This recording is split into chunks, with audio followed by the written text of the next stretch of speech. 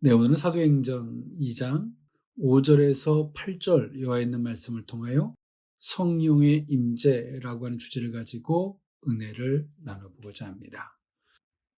네, 우리의 신앙은 두 가지로 갈립니다. 성령을 받은 자와 성령을 받지 아니한 자. 성령을 받은 자는 성령의 요구를 따라 살아갑니다. 내가 보는 안목을 따라 살아가는 것이 아니라 성령의 조명해 주심을 따라, 내 육신의 주장함을 따라가 아니라 성령의 말하게 하심을 따라, 내 목적을 이루고자 하는 것이 아니라 아버지의 뜻을 이루고자 성령의 요구를 따라 살아갑니다. 그러나 성령의 임재가 없는 사람들은 내가 보는 대로, 내 욕구대로, 내 목적을 이루기 위하여 내가 주장하고 싶은 대로 그것을 주장하며 살아갑니다. 그러므로 성령의 인도함을 받는 사람들은 육신의 요구를 따라 살아가는 사람들한테 핍박과 대적을 받습니다.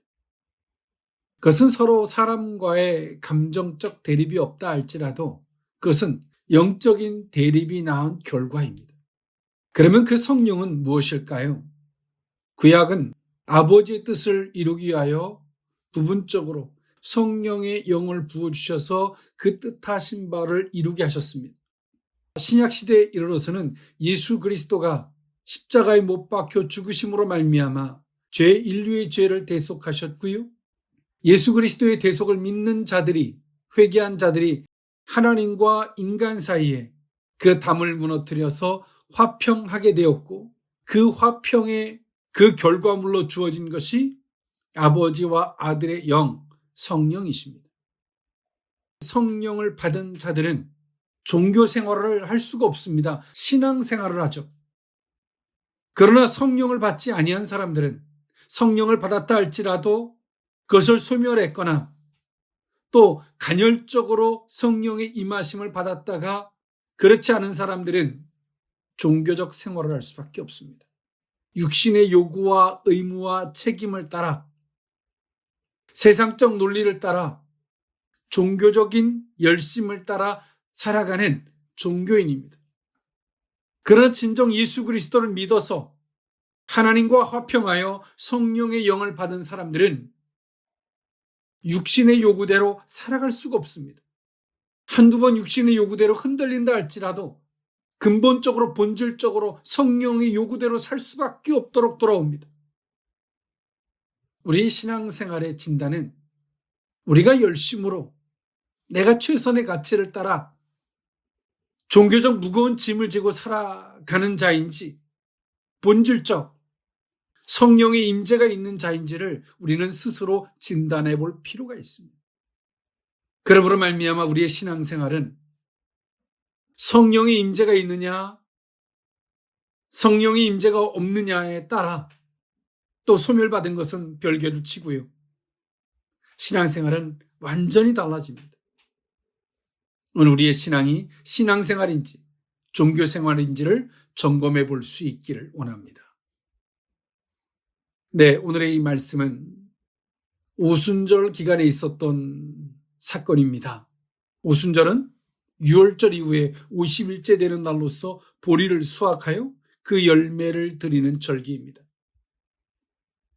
제50일이라는 뜻으로 유월절의 제2일부터 계수하여 50일째 되는 날이죠. 구약에서는 민수기서 28장 26절에 말씀하고 있는 것처럼 77절이라기도 하고 맥추절이라기도 합니다. 신약성경에서는 성령 강림 주일로 지키죠. 오늘 본문은 이날 성령께서 성도들에게 임하신 사건의 기록을 해주고 있습니다. 예수님께서는 당신이 승천하신 후에 성령이 오신다라고 요한복음서 15장 26절에 약속했고 그 약속이 성취된 사건이기도 합니다. 구약에서도 성령의 강림을 예언했는데요. 오순절에 이 예언이 성취되어진 것입니다. 이 사건으로 말미암아 예수님의 제자들은 본격적으로 복음을 소아시아, 마케도니아, 로마 그리고 전 세계로 복음을 전파시키는 전도자가 되었습니다. 왜냐하면 성령이 오시는 목적은 제자들로 하여금 복음을 밝히 전하도록 하기 위함입니다. 한편 오늘 본문에서는 영적으로 무지했던 사람들이 성령에 충만하여 방언하는 제자들의 모습을 보고 세술에 취하였다고 조롱하는 장면이 나옵니다. 이는 이 성도들의 신비한 경험을 이해하지 못하는 영적인 무지한 자들이 취할 수 있는 태도이죠. 본서에는 이와 같이 유사하게 복음 전파자들이 복음의 도리를 모르는 자들에게 핍박받는 기록이 계속 이어집니다. 이것은 오늘날 이 시대를 살아가는 성도들의 모습 속에서도 동일하게 나타나는 것입니다. 이것은 성령의 안목으로 바라보는 자와 그렇지 못한 자들의 육신의 안목으로 바라보는 자들의 부딪힘에 어찌 보면 자연스러운 현상입니다. 오늘 이 본문에 있는 말씀을 통하여 성령의 임재, 그 의미를 세 가지로 나누어 살펴보고자 합니다. 첫 번째로는 갈릴리 사람이 아니냐입니다. 사도행전 2장 5절에서 7절에 있는 말씀인데요. 그때에 경건한 유대인들이 천하 각국으로 붙어와서 예루살렘에 머물러 있더니 이 소리가 나매 큰 무리가 모여 각각 자기의 방언으로 제자들이 말하는 것을 듣고 소동하여 다 놀라 신기하게 여겨 이르되 보라 이 말하는 사람들이 다 갈릴리 사람이 아니냐. 아멘. 오늘 이 본문에서는 예루살렘에 우거했던 경건한 유대인들이라고 소개해주고 있습니다. 즉 다시 말해서 하나님의 그 절기를 지키고자 각국으로부터 모여든 사람들이죠. 그러므로 오늘 이들을 성경은 경건한 사람들이라고 칭했습니다. 그러나 오늘 이 경건했던 이 사람들조차 성령을 받은 자와 받지 않은 자로 확연하게 갈라지게 됩니다. 성령의 임재가 있었던 예수 그리스도를 믿어 회개하고 주의 말씀대로 기도했던 자들에게는 성령이 임했고 성령이 임한 그들에게는 각 나라 말로 방언할 수 있게 되었고 그들의 그 방언에는 하나님의 크고 비밀한 일이 그 방언을 통해 흘러나왔습니다. 그러나 오늘 본문에서 말하는 경건한 자라고 일컬었던 오늘 유대인들 또 개종한 유대인들까지 포함하고 있죠. 종교적인 절기를 지키고자 엄청난 수고를 감내하고 전 세계 각국에서 모여들어서 오늘 그 절기를 지키고자 했던 이 경건하다라고 여겼던 오늘 이들조차 그들을 이해할 수가 없었습니다.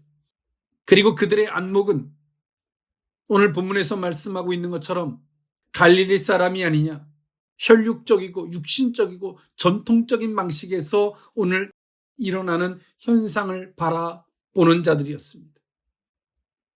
오늘 이들로 친다면 이들의 종교적인 열심은 전국에서부터 이 절기를 지키고자 오늘 이들은 예루살렘에 모였습니다. 그랬던 이들이 육신적이고 혈육적이고 전통적인 안목에서 바라보는 이들의 시각은 도리어 종교적인 열심, 하나님을 섬긴다 하지만 도리어 이들의 바라보는 안목과 시각은 하나님을 대적하고 하나님이 하시는 일을 조롱하는 자로 전락해버렸습니다. 이들이 바라보는 잣대는 하나님 앞에 진노를 사고 하나님 앞에 미움을 받을 수밖에 없는 자가 된 것입니다. 그러면 과거는 그렇지 않았을까요? 이들의 과거도 그랬고 지금도 마찬가지입니다. 이들이 타락한 것이 아니라 오늘 이들은 하나님의 뜻을 따라 이들이 변하지 못한 것입니다. 예수 그리스도의 대속의 은혜를 따라 하나님과 화평하지 못한 오늘 이들의 결과는 이들의 경건, 이들의 열심, 이들의 종교적인 헌신은 이들의 시각과 이들의 안목을 바꾸지 못했고 이들의 시각과 이들의 잣대는 여전히 육신적인 안목에서 전통적 안목에서 혈육적인 안목에서 바라볼 수밖에 없는 자들이었다는 것입니다. 그리고 이들은 자신들이 하나님 앞에 어떤 죄를 짓고 있는지조차 인지하지 못합니다. 내가 바라보는 것이, 내가 해석하는 그것이 하나님 앞에 얼마나 미움을 받을 만한 것이고 얼마나 하나님 앞에 진노를 살 만한 것인지 이들은 몰라요. 이것이 주의 영, 성령을 받은 자와 성령을 받지 못한 자의 차이이며 성령을 받았다 할지라도 성령을 소멸한 자와 성령의 인도를 받는 자의 차이라는 것입니다. 이것은 사람의 노력으로 좁혀질 수 없습니다. 성령의 임재가 없다면 예수 그리스도를 잘못 믿고 있는 것이고요. 진정 예수 그리스도를 믿는 것이 아닌 것이고요. 성령을 받았다 그것을 소멸했다면 어디서 소멸했는지, 무엇 때문에 그 성령을 소멸했는지 돌이키지 않는다면 그들이 바라보는 시각과 잣대는, 생각하는 그들의 안목 그 자체는 하나님 앞에 진노를 살 만하고 하나님 앞에 범죄가 된다는 사실입니다. 이들의 육신적인 안목은 하나님께서 하시는 일이라고 하는 그 시각으로도 볼 수 없었습니다. 오늘 이들이 바라보는 시각은 내가 알고 있는 너는 이라는 시각입니다. 육신적이고 현실적이고 극히 세상적인 안목에서 모든 것들을 바라보고 있죠. 그러나 오늘 이들을 종교적 절기를 지키고자 열심을 다했던 경건한 자들입니다. 지금 이 시대 가운데서도 경건한 자는 많은데 성령의 임재를 따라 살아가는 사람들은 극히 소수가 되는 이 안타까운 현실을 우리는 살아가고 있습니다. 성령의 요구를 따라 살아가는 것이 아니라 극히 이성적 판단을 존중하고 따라가는 것입니다. 성령이 충만한 은혜를 받았던 자가 극히 인간적으로 말하는 그것을 좋게 여기고 그것을 동의하고 따라가는 순간에 그 순간은 영적으로 부딪힘이 오지만 그 순간을 지나서 내가 그것을 동의하고 그것을 쫓아가는 순간에 성령은 소멸되어집니다. 종교적 경건을만을 위하여 살아가고 있는 것입니다. 오늘 사도행전 2장은 예수 그리스도를 믿어서 그들의 출신, 그들의 고향, 그들의 살아온 배경, 그 모든 것들을 초월해서 예수 그리스도를 믿는다는 그 하나만으로 성령이 임했고 그들은 성령의 말하게 하심을 따라 각 나라 말로 방언을 했으며 하나님의 크고 비밀한 일을 말하게 되었습니다. 성령이 임하는 순간에 오늘 이들은 변화했습니다. 그들의 부족함은 성령으로 말미암아 모든 것들이 다 채워졌습니다. 그러나 종교적인 열심, 종교적인 최선의 가치를 따라가는 경건은 있지만 성령의 임재가 없는 오늘 이들의 모습은 바라보는 것이, 생각하는 것이, 자신의 주변에 일어나는 것들을 해석하는 그 모든 안목이 하나님 앞에 진노가 되고 범죄가 되었습니다. 우린 말합니다. 난 잘못한 게 없는데요. 생각하는 자체가 죄고요. 보는 자체가 죄고요. 모든 게 다 죄입니다. 왜일까요? 성령의 조명하심이 없는 예수 그리스도를 진정 믿는 것이 아니기 때문에 성령의 안목을 따라 바라볼 때만이 우리는 하나님의 뜻한 자리에 설 수 있습니다. 성령의 임재가 없고 성령이 주장하심이 없으면 생각하는 수준이, 갖는 마음의 자세가 다 거기에요. 배운 수준에 따라, 생활 수준에 따라 그것을 못 벗어나죠, 당연히. 그런 성령이 임하고 나면 내가 잘 배웠던 못 배웠던, 내 성격이 원했던 부족하던 그 모든 것들이 중요하지 않습니다. 성령의 요구가 우리를 주장해 주시기 때문에 그렇습니다. 예수 그리스도의 제자들은, 사도들은, 120문도는 성령의 충만한 은혜가 있었고 이 경건한 종교적인 최선의 가치만을 지키고자 했던 오늘 이 유대인들은 보는 것이, 생각하는 것이, 판단하는 것이 하나님 앞에 진노를 살 만한 범죄의 자리에 서 있게 된 것입니다. 정말 예수 그리스도를 믿고 계십니까? 예수 그리스도를 믿는다는 것은 우리의 이성적 판단이 아닙니다. 예수 그리스도를 믿으면 당연히 따라와야 하는 게 있습니다. 그것은 하나님과의 화평입니다. 대속으로 말미암아 주어진 것은 반드시 하나님의 화평으로 이어지고 하나님과의 화평된 자는 반드시 성령의 임재가 될 수밖에 없습니다. 전 묻고 싶습니다. 정말 예수 그리스도를 믿고 계십니까? 일부의 사람들이 짜놓은 문자적으로 정리해놓은 것을 따라 나 예수 그리스도를 믿어. 마음으로 믿어. 입술로 시인하면 믿는다 했지. 믿어. 이런 믿음이십니까? 성령의 임재가 없는 믿음은 그것은 가짜입니다. 그것은 자신의 착각입니다. 우리는 무엇을 하기 위해서 노력하고 최선을 다하는 것이 아니라 우리는 성령의 요구를 따라 살아가는 것입니다. 성령을 내가 소멸했다면 어떤 자리에서 성령을 소멸했는지, 주의 말씀에 불순종을 했거나 주의 뜻을 거절하고 세상적인 말에 내가 동의를 했거나 성령을 소멸하고 나면 그 다음에 우리는 이것도 해보고 저것도 해봅니다. 그건 죄송한 말씀입니다만 다시금 예수 그리스도를 믿는 것이 아닙니다. 예수 그리스도를 믿는 것은 아버지의 뜻을 따라 순종하는 것입니다. 성경은 말합니다. 주여 주여 하는 자들이 천국에 들어갈 것이 아니라 아버지의 뜻대로 하는 자라야 천국에 들어간다라고 성경은 말씀하고 있습니다. 그것이 곧 예수 그리스도를 믿는 정신입니다. 어디서 내가 성령을 소멸했는지 그것을 되짚고 나면, 그것을 회개하고 나면 주님은 그 자리에서 다시금 그것을 물으세요. 진짜 네가 회개한지 그것이 진심인지 다시금 그 자리에서 똑같은 걸 물으세요. 아담과 하와가 범죄하였고 선악과를 따먹었습니다. 예수 그리스도께서 마귀를 이길 때 똑같이 이기십니다. 보암직도 하고 탐스럽게 먹을 만도 하고 지혜로울 만큼 똑같이 세 가지를 똑같이 하죠. 예수님의 세 가지를 다 이기셨습니다. 우리 회개가 진심인지 하나님은 똑같이 그 넘어진 자리에서 물으세요. 우리가 진심이면 그걸 물으실 때 당연히 고백하겠죠. 그러고 나면 다시금 성령의 은혜가 다시금 임합니다. 그러고 나면 우리는 우리 열심으로 하는 게 아니에요. 그전에 내가 막 최선을 다하려 해도 안 되던 것이 성령이 우리를 주장해 주시고 나면 성령의 요구를 따라가면 그냥 자연스럽게 이루어져요. 내가 노력하지 않아도.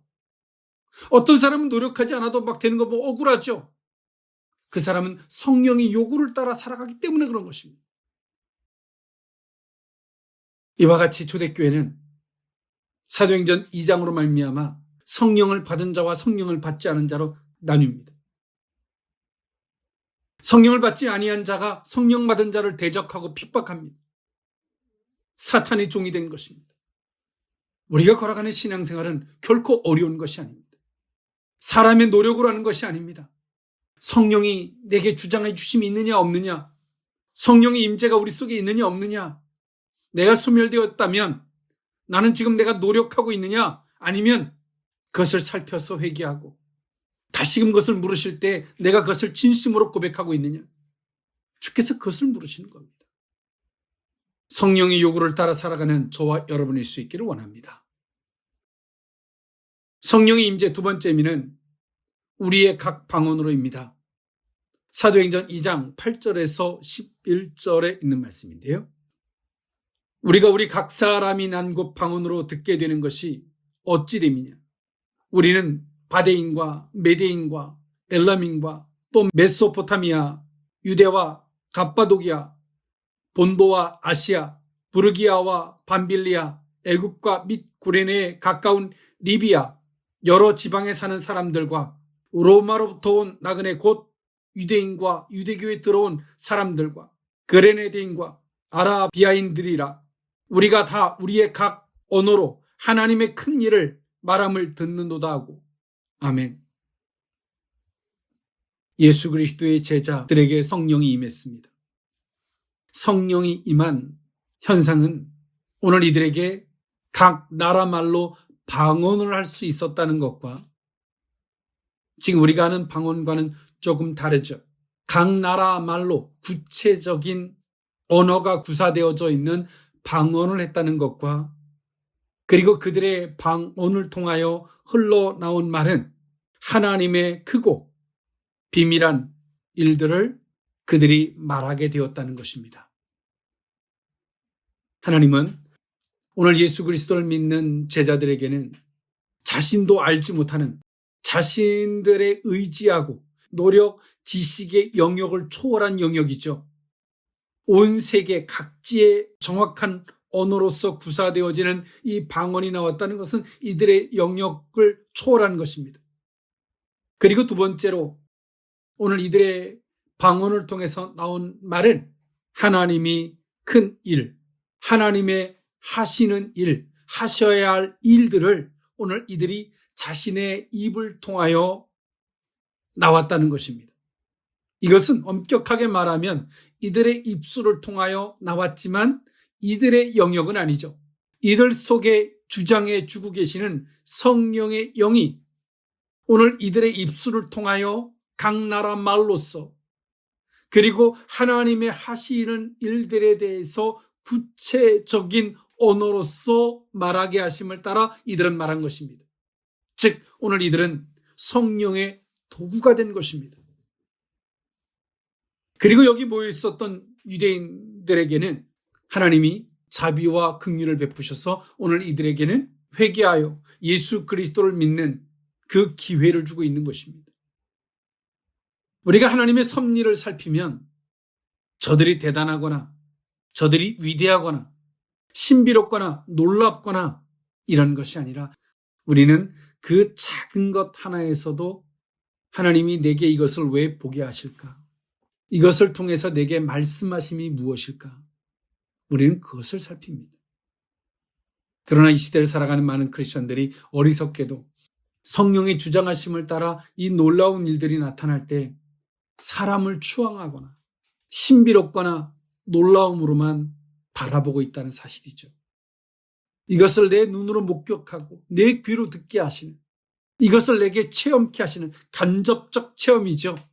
직접적 체험이 아니라 이 간접적 이 체험을 내게 하시는 하나님의 의도, 저 의가 어디 있는지를 살피는 것이 현명한 성도들의 모습입니다.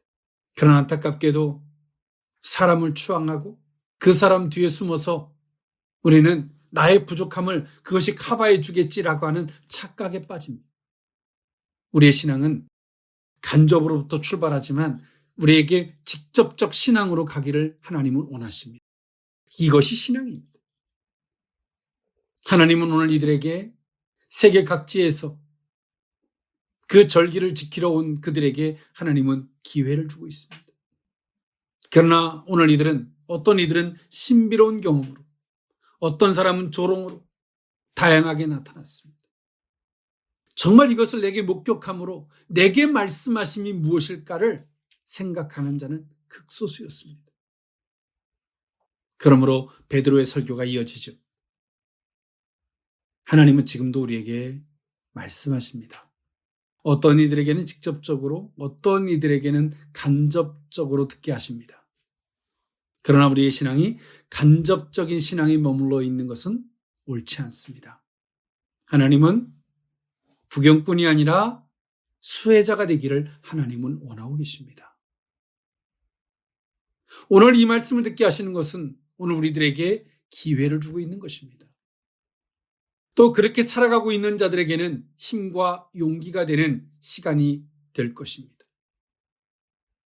우리의 간접적인 신앙이 아닌 직접적 신앙으로 갈 수 있기를, 또한 오늘 우리에게 작은 것을 통하여 하나님이 내게 말씀하심이 무엇인지를 경청할 수 있는 저와 여러분일 수 있기를 원합니다. 성령의 임재 마지막 세 번째 미는 서로 이르되 이 어찐 일이냐 입니다. 사도행전 2장 12절에서 13절에 있는 말씀인데요. 다 놀라며 당황하여 서로 이르되 이 어찌 된 일이냐 하며 또 어떤 이들은 조롱하여 이르되 그들이 새 술에 취하였다 하더라. 아멘. 하나님께서 오늘 우리에게 기회를 주십니다. 작은 거 하나까지라도 하나님 앞에서 하나님 이것을 제게 보게 하시는 저희가 어디 있는지요?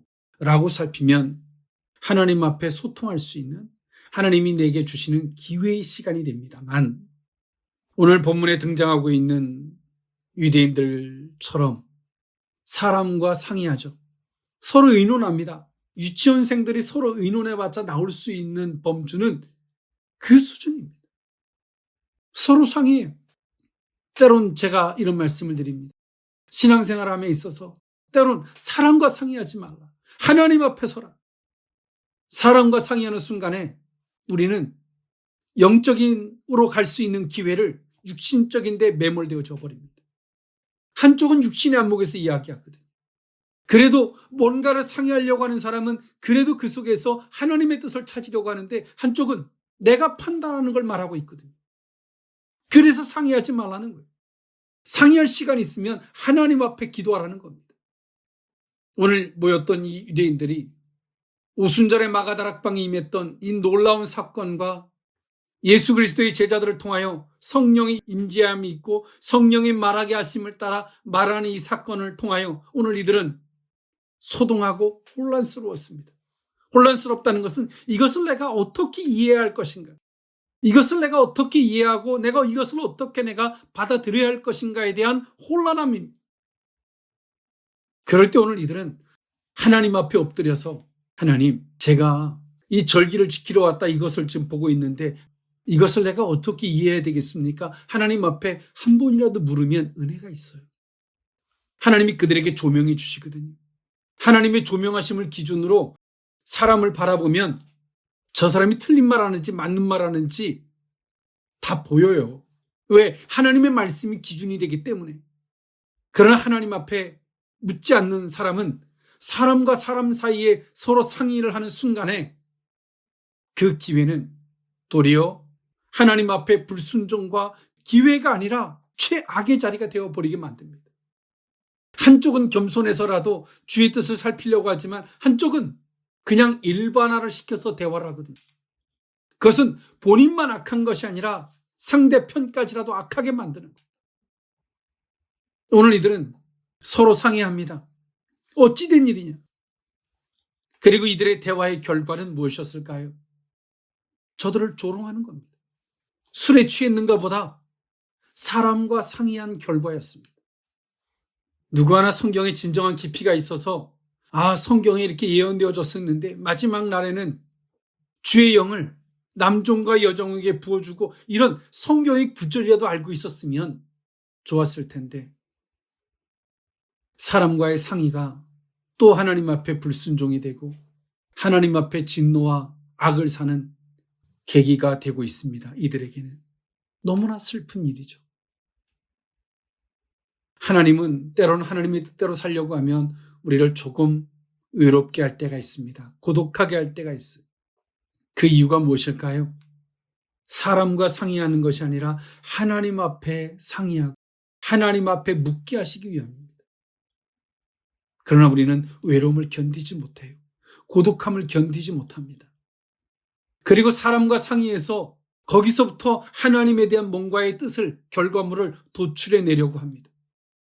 절대로 나올 수 없는 범주예요. 그런 순간에 그래서 하나님 앞에 기회가 주어진 겸손한 그들도 범죄가 되고 원래부터 육신적인 안목에 있던 그도 더 범죄하게 만드는 그 좌충수를 두게 만드는 것입니다. 말씀을 정리할까 합니다.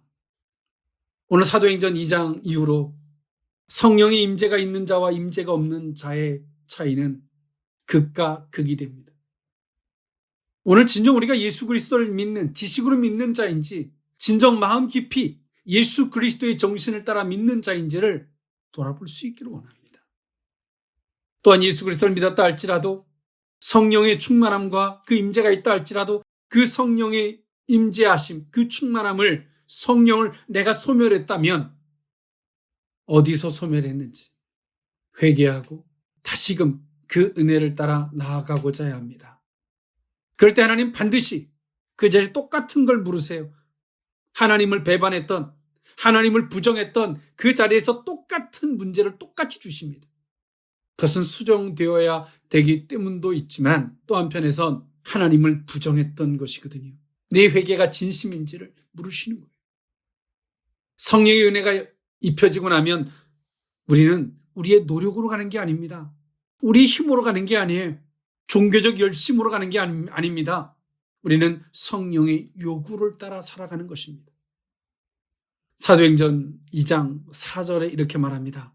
그들이 다 성령의 충만함을 받고 성령의 말하게 하심을 따라 다른 언어들로 말하기를 시작하니라.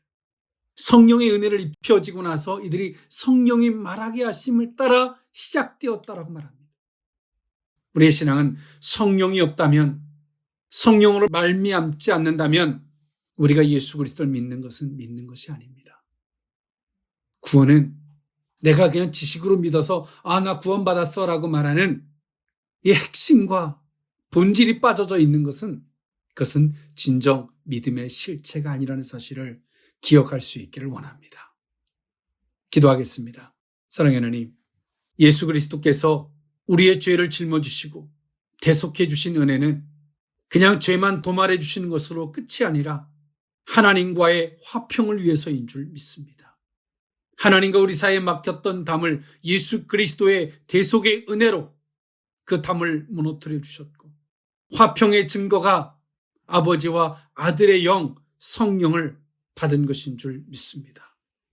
우리가 성령의 요구를 따라 살아갈 때 성령께서 그 모든 것들을 주장해 주시는 은혜가 됨을 믿습니다. 성령을 소멸한 자가 있다면 철저하게 회개할 뿐더러 주께서 물으실 때에 진심으로 고백하고 아멘하는 그 자리에 서게 하사 다시금 하나님 성령의 충만한 은혜를 덧입게 하여 주옵소서. 성령의 말하게 하심을 따라, 성령이 보게 하시는 안목을 따라 바라보고 나아가는 우리 모두로 서게 하여 주옵소서. 그러므로 말미암아 세상이 비록 악하다 할지라도, 세상이 비록 썩고 부패했다 할지라도 거룩한 것이 드리워지게 하시고 악의 세력들이 무너지는 주역들로 삼아 주옵소서. 축복하고 예수님의 이름으로 기도하옵나이다. 아멘.